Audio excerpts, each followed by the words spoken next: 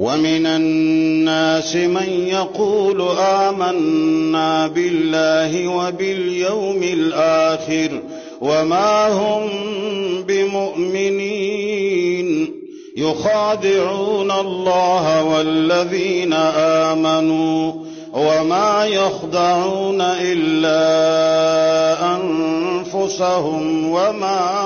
يشعرون في قلوبهم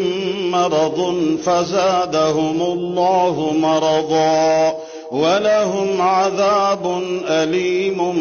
بما كانوا يكذبون وإذا قيل لهم لا تفسدوا في الأرض قالوا إنما نحن مصلحون